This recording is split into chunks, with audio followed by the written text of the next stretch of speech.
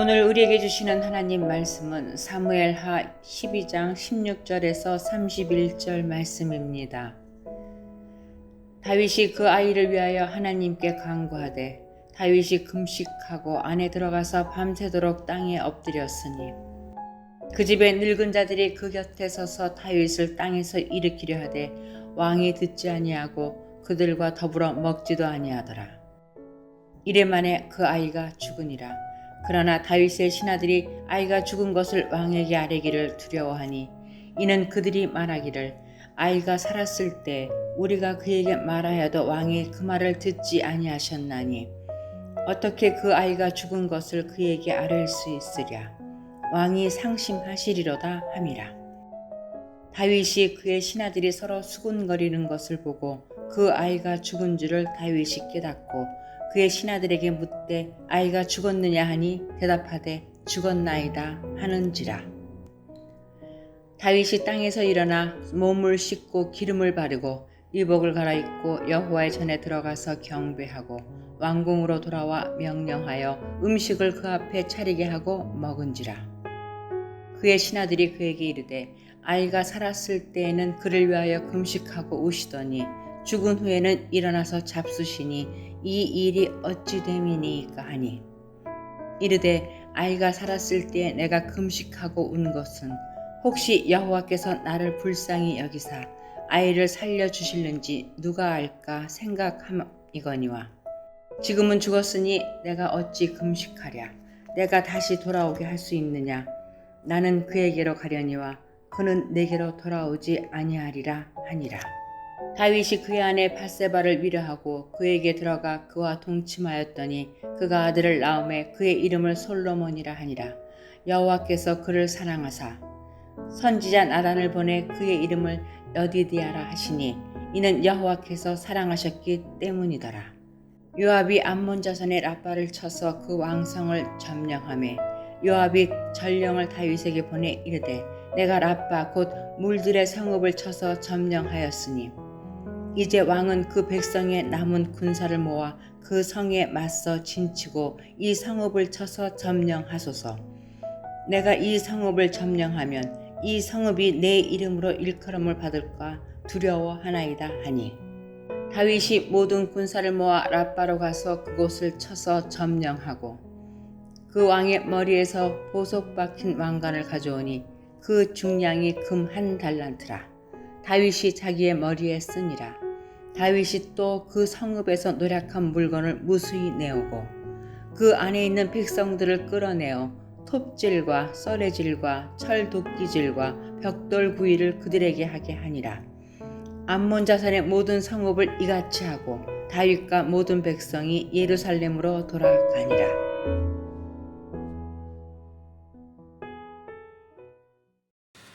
오늘은 죄책감에 관한 말씀입니다. 죄책감은 한자어로 허물죄, 꾸짖을 책, 느낄 감으로서 저지른 잘못이나 죄에 대하여 책임을 느끼거나 자책하는 마음이라는 뜻입니다.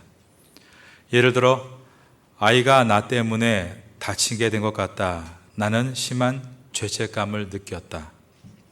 나는 그에게 모든 책임을 미룬 내 행동에 대한 죄책감으로 한동안 시달렸다와 같이 잘못한 것에 대한 반성을 넘어서서 책임의식을 느끼고 자책하는 마음입니다. 사회에서는 죄책감을 느끼지 않는 사람들을 인간의 기본이 안 된 사람이라고 평가합니다. 엄청난 죄를 저질러 놓고 텔레비전 앞에 나와서 아무런 죄책감도 느끼지 않는 사람을 보면 국민들이 분노합니다. 잘못한 것에 대한 죄책감은 인간이 가져야 될 당연한 감정이라고 여겨집니다. 그런데 이 죄책감에는 큰 함정이 있습니다. 그것은 사단이 이 죄책감을 가지고 우리의 믿음을 파괴하는 도구로 사용할 수 있다는 것입니다. 우리의 원수는 우리를 알코올 중독자나 노름꾼, 성 중독자로 만드는 데 관심이 없습니다. 원수는 우리가 그것으로 인해서 죄책감이 들고 그 결과 스스로 믿음을 버리고 불신자로 돌아서게 하는 것에 관심이 있습니다. 에덴 동산에서 아담과 하와가 불순종의 죄를 지었을 때 그것으로 인해 죄책감이 들고 그 결과 스스로 하나님과의 친밀함을 포기하고 나무 뒤에 숨은 것처럼 말입니다. 죄책감의 증상은 내면에서부터 일어납니다. 죄를 지었으니 언젠가 나쁜 일이 닥칠 거야. 불안감이 생깁니다. 늘 죄인이라는 생각에 더 이상은 절대 안 돼 하면서 작은 실수도 용납 못하는 조급함이 생깁니다. 어떤 사람은 내가 죄를 지었으니 지금 누리고 있는 것들을 다 빼앗길지 모른다라는 두려움을 갖습니다. 죄책감은 사람과의 관계에서도 두드러진 특징을 드러내는데 남의 입장에서 볼 때 그럴 필요가 없을 정도로 지나치게 자기 희생을 하려고 합니다. 과거에 바람을 피우고 외도를 즐겼던 남편이 나이가 들어 정신을 차리고 집에 돌아왔습니다. 그리고 아내에게 너무 잘 해줍니다. 같이 장 보러 슈퍼에도 따라갑니다. 계산대에서 계산을 마치고 봉지에 담긴 모든 짐들을 다 혼자 들려고 합니다. 철이 들어서라기보다도 과거의 가족에게 준 상처, 자신을 용서하지 못하는 그 죄책감 때문입니다. 자신을 용서하지 않을 때의 특징은 다른 사람의 잘못도 용서하려 들지 않는다는 것입니다. 자기도 잘못했으면서 다른 사람에게 작은 잘못을 발견했다 싶으면 별것 아닌 스캔들에 아주 민감하게 반응하고 별것 아닌 스캔들에 아주 관심이 많고 과도하게 정죄를 합니다. 죄책감은 자신이 만들어 놓은 어떤 기준, 프레임에 미치지 못하는 것에 대한 상한 감정이기 때문입니다. 그래서 그 기준에 이르지 못하는 자신을 정죄하고 그 기준에 이르지 못하는 남도 정죄하는 것입니다. 그리고 이미 자신이 죄인이라는 낙심 때문에 다른 사람의 비판을 잘 수용하지 못합니다. 비판하지 말아라. 그래, 나도 다 안다. 라고 말하는 것이죠. 겉으로는 내가 뭐 어때서라고 강하게 보이지만 비판에 쉽게 상처를 받고 있는 것입니다. 무엇보다 가장 큰 어려움은 하나님과의 관계가 단절되는 데 있습니다. 나는 또 죄를 지었어. 죄를 카운트하면서 같은 죄를 반복하는 자신을 향해 나는 안 돼. 나는 하나님의 은총을 받기는 글렀어. 늘 교회에 나와서 배웠고 배운 대로 회개하지만 다시 죄를 짓는 반복을 하면서 스스로에게 상습범이다라는 죄책감을 더 만들고 교회에 와도 난 변화될 수 없구나 절망과 함께 복음의 능력과 말씀의 능력을 신뢰하지 못하는 그러한 지경에 이르게 되는 것입니다. 죄책감이란 정말 마귀의 전략대로 성도 스스로 나는 안 된다라는 자책으로 믿음을 저버리고 불신자의 모습으로 돌아서게 하는 것임을 보게 됩니다. 내가 안 되면 상대방에게라도 되게 해야지. 어떤 남편은 자기는 주일에 교회를 나가지 않으면서 아내에게 꼭 교회 나가라고 말하는 사람이 있습니다. 주일 아침마다 깨워주고 빨리 교회 갔다 오라고 말을 하는 것입니다. 내가 안 되면 상대방이라도 되게 해야지. 여성들이 남편 변화 계획 5개년 개발 계획을 세우고 남편을 변화시키려고 합니다. 부모들은 자신들은 변화가 안 되니까 우리 자식들만이라도 하며 자녀들을 압박합니다. 죄책감이 심한 사람은 다른 사람을 향한 정죄감도 심하다는 사실을 잊지 말아야 합니다. 이런 죄책감을 그러면 어떻게 해결할 수 있는 것인가? 첫째로 죄책감을 있는 그대로 가지고 하나님 앞에 나와야 합니다. 오늘 본문 다윗은 15년 동안의 훈련 끝에 드디어 왕이 됐을 때 일어났던 한 사건을 우리에게 보여줍니다. 우리에게 적용을 한다면 태국에 와서 가진 고생 끝에 15년 만에 어떤 사업에 큰 성공을 했다라고 비유할 수 있겠습니다. 다윗이 정상에 올랐습니다. 성공한 것이죠. 그때 마음이 나태해지면서 다른 사람의 부인과 간통죄를 저지르고 맙니다. 그런데 그 여인이 임신을 했다는 사실을 뒤늦게 알고 나서 사건을 무마시키기 위해 전쟁터에 있던 그의 남편을 왕의 명령으로 불러냅니다. 그리고 군사들의 안보와 상황을 물으며 그의 수고를 칭찬하는 척하면서 오늘 하루는 집에 가서 아내와 함께 푹 쉬라고 명령했습니다. 그를 아내와 동침하게 함으로 자신의 간통죄를 무마시키려는 계획이었습니다. 그런데 이 남편은 애국자입니다. 국가와 왕을 지극정성으로 생각하는 그는 포상휴가를 받았음에도 집에 가서 잤지 않고 왕궁 문을 지키는 병사들과 함께 초소에서 잠을 잤습니다. 자신의 범죄가 발각날까봐 초조해진 다윗은 그를 위험한 전쟁터에 투입해서 함정에 빠져 일부러 죽게 만들었습니다. 그리고 그 타이밍에 맞춰서 미망이 된 그 남자의 아내를 자신의 아내로 맞아들이며 아이를 낳았습니다. 자기의 범죄를 오히려 인덕이 많은 왕의 모습으로 탈바꿈 시켜놓은 것입니다. 이와 같은 것을 은폐된 죄책감이라고 부릅니다. 하나님은 이러한 은폐된 죄책감을 드러내십니다. 하나님이 나단이라는 선지자를 다윗에게 보내셨습니다. 나단 선지자가 다윗에게 와서 다음과 같은 말을 합니다. 왕이시여, 한 성에 두 사람이 있는데 한 사람은 부자였고 한 사람은 가난했습니다. 부자는 양과 소가 아주 많았고 가난한 사람은 새끼 양 암컷 한 마리밖에 없었습니다. 주인은 하나밖에 없는 이 어린 양 암컷 새끼 한 마리를 보듬어주고 밥도 같이 먹고 잠도 같이 자며 딸처럼 여겼습니다. 어느 날 한 손님이 이 성의 부자를 방문했는데 그 부자는 자기 양과 소를 아까워하면서 가난한 사람의 새끼 이 한 양 한 마리를 빼앗아 손님을 위해 잡았습니다. 이 말을 듣고 다윗이 크게 화를 내며 나단에게 말합니다. 여호와의 사심을 가리켜 맹세한다. 이 일을 행한 사람이 우리나라에 있다면 그는 마땅히 죽을지니라. 그리고 양 새끼를 4배로 갚아줘야 한다라고 했습니다. 그때 나단 선지자가 말한 것입니다. 그 부자 이야기가 바로 당신의 이야기입니다. 하나님이 은폐된 죄책감을 드러나게 하신 것입니다. 그러나 이것은 마귀가 주는 죄책감과는 다릅니다. 마귀의 참소는 우리를 죽이려는 데 목적이 있습니다. 그러나 하나님의 송사는 우리를 살리시려는 데 목적이 있는 것입니다. 다윗도 말했습니다. 그런 사람이 내 나라에 있다면 그는 반드시 죽을 것이다. 하지만 하나님께서 이 은폐된 죄책감을 드러나게 하신 이유는 그를 죽이시기 위해서가 아니라 그를 그 죄책감이 있는 그대로 인정하고 주 앞에 나올 수 있도록 하기 위해서였습니다.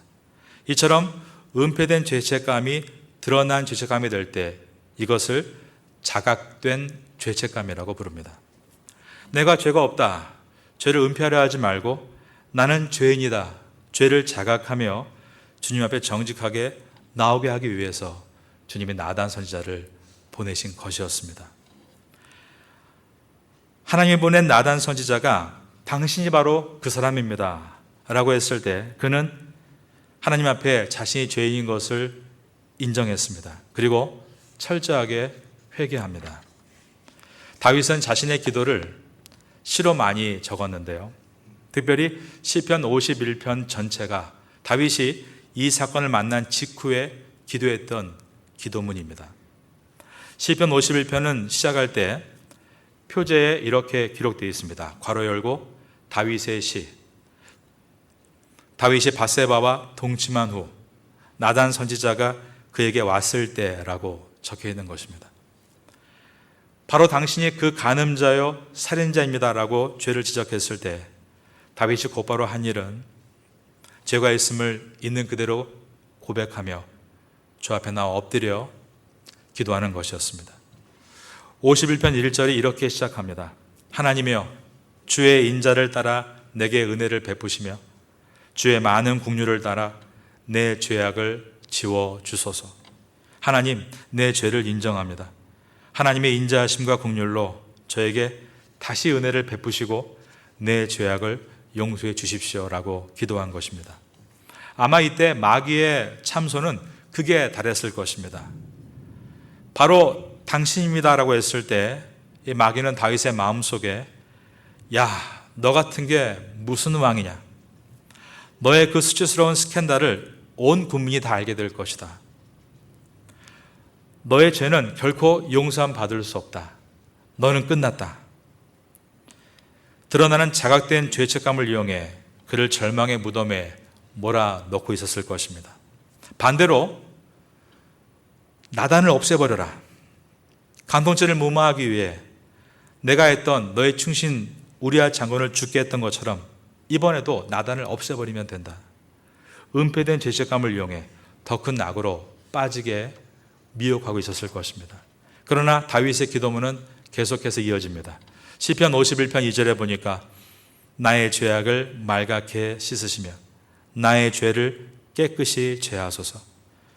그는 자신의 죄책감으로 있는 그 죄를 있는 그대로 하나님께 내어놓고 기도한 것입니다. 시편 51편 3절에 보면 물은 나는 내 죄가를 나오니 내 죄가 항상 내 앞에 있나이다. 그러면서 10절에서 그는 드디어 이런 기도를 드릴 수 있었습니다. 한번 저를 따라하겠습니다. 하나님이여, 내 속에 정한 마음을 창조하시고 내 안에 정직한 영을 새롭게 하소서. 하나님이 다윗의 은폐된 죄책감을 깨우시기 위해 나단 선지자를 보내실 때 자신의 죄를 솔직하게 인정하고 그 죄책감을 하나님 앞에 있는 그대로 가지고 나와 그는 하나님, 내 속에 정한 마음을 창조하시고 바를 정자입니다. 바른 마음을 창조해 주시고 내 안에 정직한 영으로 충만케 하소서 기도했습니다. 여러분, 죄책감이란 무거운 짐은 사람 앞에서 꺼낼 수 있는 것은 아닙니다. 오직 하나님 앞에서만 내어놓을 수 있습니다. 왜냐하면 그 모든 죄책감을 주 앞에 내어놓을 때 주님 우리를 외면하지 않으시고 그 모든 회개를 받으시는 우리의 아버지이시기 때문입니다. 여러분 가운데에 어떠한 어려운 무거운 짐이 있다 할지라도 오직 하나님 앞에서만큼은 그 죄의 짐을 내어놓고 주의 앞에 설 수 있게 될 수 있기를 예수님의 이름으로 축원합니다. 두 번째로 죄책감을 해결하는 방법은 은혜로 얻게 된 현재의 상태를 기뻐하며 누리고 새롭게 시작하는 것입니다. 프랑스의 국민작가 위고가 쓴 레미제라블이라는 소설이 있습니다. 우리에게는 소설의 주인공인 장발장으로 더 알려져 있는데요. 그 소설에 보면 장발장과 자베르의 갈등이 흥미진진하게 기술되어 있습니다. 장발장은 드러난 죄인이고 자베르는 드러나지 않은 죄인입니다. 그런데 작가 위고가 이 두 사람의 캐릭터를 한 인물에서 뽑아냈다고 합니다. 주변에 아던 아는 사람이 있었는데 작은 경범죄로 억울하게 몇 년간 감옥살이를 하고 추록했는데 그 후에 정권이 바뀌면서 새롭게 신설된 비밀 경찰국의 책임자가 된 것입니다. 그래서 이번에는 무자비하게 범죄자들을 징벌하는 존재로 변하는 모습을 보면서 그 한 사람을 가지고 장발장과 자베르라는 두 가공의 인물을 만들어낸 것입니다. 소설에 보면 장발장은 드러난 죄인입니다. 이미 죄인이라는 오명이 있었고 자신을 친절하게 대해주었던 주교에게서 두 개의 은초다를 또 훔쳐서 달아나다가 경찰에게 붙들리고 말았습니다. 하지만 주교는 그 은초다는 내가 그에게 준 선물이라고 하며 죄를 용서해주는 그 짧은 사랑의 터치로 장발장은 새로운 삶을 시작하게 됩니다. 그는 비록 죄인이었지만 그 죄를 용서함 받았을 때 그 은혜에 감사하며 인생을 완전히 180도 바꾸겠다는 결단을 하게 된 것입니다. 더 이상 죄책감에 시달리지 않았습니다. 그 죄를 용서받은 것에 감사하며 그 기쁨을 누리며 새롭게 출발한 것입니다. 작가 위고가 장발장을 용서의 자료를 이끈 인물을 주교로 설정한 이유는 그 당시 민중을 보듬어주는 실천적인 종교가 필요하다는 것을 말하기 위해서입니다. 오늘날 이 시대에도 우리 기독교가 그런 실천적인 모습으로 서 있어야 합니다. 타인을 용서해주고 타인을 배려할 수 있는, 그리고 내 자신은 거룩하며 설 수 있는 그러한 실천 말입니다. 즉 주님의 교회를 통해 용서의 은혜를 받을 수 있고 체험할 수 있다는 것을 작가는 장발장의 체험을 통해 보여주려 했던 것입니다. 이와 같은 인물이 성경에 들어있지 않습니까? 바로 베드로입니다. 예수님을 3번 부인하고 얼마나 괴로웠는지 모릅니다. 죄책감에 시달리는 그에게 부활하신 예수님께서 갈릴리에서 찾아오셨습니다. 3번 부인했던 베드로에게 예수님께서는 3번 물으셨습니다. 요한의 아들 시몬아, 내가 나를 사랑하느냐? 이 3번의 질문과 함께 내 양을 먹이라, 내 양을 치라, 내 양을 먹이라. 3번 베드로가 감당해야 될 사명을 전하시면서 나는 너를 정죄하지 않는다. 너는 아직도 나의 사명을 감당해야 될 나의 제자이다 라고 하시며 베드로를 용서하셨습니다. 그럴 때 그도 더 이상 죄책감에 시달리지 않고 그 죄를 용서받은 것에 감사하면서 그 은혜를 누리고 새롭게 시작하고 주님의 사명을 이루기 위해 사도의 인생을 걸어갔던 것입니다. 그런데 레미제라블에서 또 다른 인물인 자베르는 끝까지 장발장을 정죄하고 장발장을 추격하다가 나중에 자신도 어떤 사건에 연루가 되게 되었고 이번에는 장발장이 그를 용서해 줍니다. 그런데 그때 이 자베르는 장발장이 예전에 주교가 자신을 용서해 준 것처럼 파격적인 선의와 용서를 받았지만 스스로의 양심의 갈등과 죄책감을 이기지 못하고 자살을 합니다. 그런데 이 내용이 성경에도 한 인물이 나와 있죠. 바로 예수님의 제자였던 가룟 유다입니다. 예수님을 은 30배에 유다의 군사들에게 팔았습니다. 그러나 그는 죄책감 때문에 그 돈을 다 돌려줬습니다. 그런데 그 죄책감에 시달리다가 결국 목을 메고 자살했습니다. 예수님의 용서를 믿지 않은 것입니다. 베드로가 예수님을 3번 부인한 것과 가룟 유다가 예수님을 팔은 것 중에 어느 것이 덜 나쁘고 더 나쁜 것이 있겠습니까? 문제는 죄책감을 하나님 앞에 가지고 나와 회개할 때 하나님께 용서를 받고 그리고 은혜를 얻게 된 오늘을 내가 어떻게 사는가에 있습니다. 여러분, 예수님 안에 있으면 주님 반드시 우리의 죄를 용서해 주십니다. 십자가는 무엇을 말하고 있는가 하면 용서 못할 죄가 아무것도 없다는 것입니다. 주님이 모든 피를 흘리셔서 죽으실 만큼 죄값을 치르셨기 때문입니다. 그러면 그 무거웠던 모든 우리 죄의 짐을 십자가 앞에 내어놓고 나서 우리는 그 은혜에 감격하며 새로운 삶을 출발해야 하는 것입니다. 누구든지 그리스도 예수 안에 있으면 새로운 피조물이라. 이전 것은 지나갔으니 보라 새 것이 되었도다. 죄책감의 무거운 짐을 벗어버리고 자유하는 성도가 되라고 말씀하고 있는 것입니다.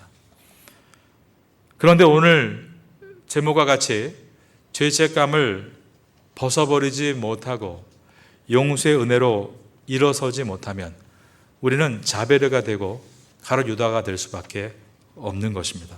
여러분들은 오늘 제목과 같이 주님의 용서에 아멘으로 화답하고 그 은혜를 가지고 일어나서 새로운 삶을 출발할 수 있게 되기를 예수님의 이름으로 축원합니다. 오늘 본문인 사무엘하 마지막 절 12장 18절을 보겠습니다. 결국 아이가 죽었습니다. 사람들은 다윗이 죄책감 때문에 괴로워서 죽을 것이라고 했습니다.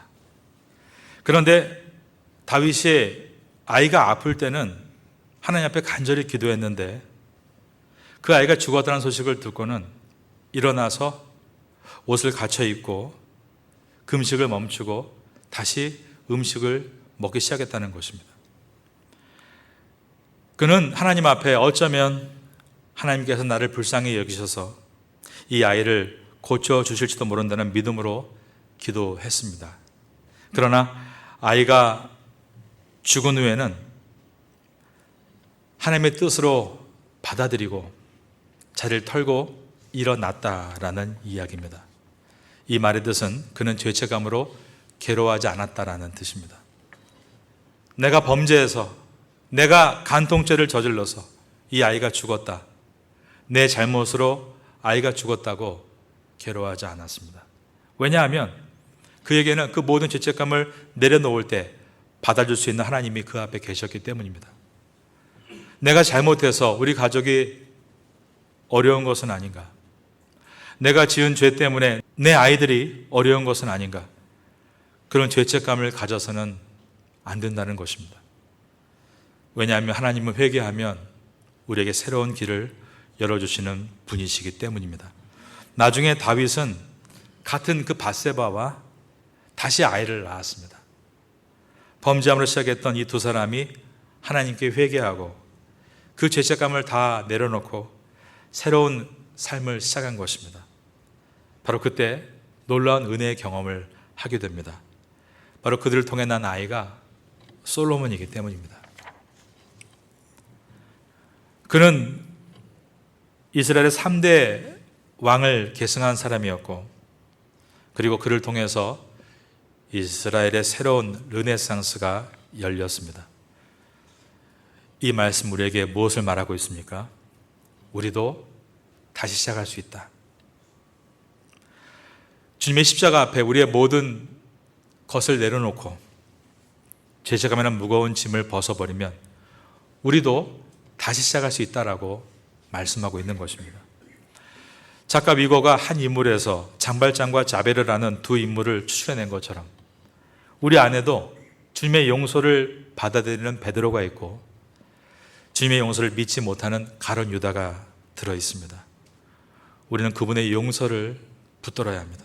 그리고 용서함 받고 이제 오늘 거룩한 주일에 세상을 나아갈 때에는 나에게 주어진 하루하루를 값지게 여기고 새로운 삶을 출발해 나가야 하는 것입니다. 어거스틴이 말한 대로 논쟁할 사람은 논쟁하라. 나는 하나님을 놀라워하리라. 나를 용서하신 십자가를 바라보며 그분의 은혜에 놀라워하고 한 주간 동안도 세상에 나아가 새로운 삶, 은혜의 삶을 시작할 수 있게 되기를 마지막으로 예수님의 이름으로 축원합니다.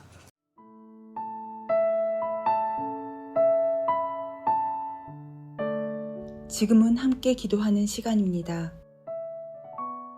4월의 공동 기도 제목은 첫째, 선교의 영역을 넓혀 주소서. 둘째, 선교를 지원하는 동역자들을 세워 주소서. 셋째, 4월 30일 장애인 가족 초청 행사를 잘 준비하게 하소서. 말씀을 붙잡고 기도하는 귀한 시간 되시기를 소망합니다.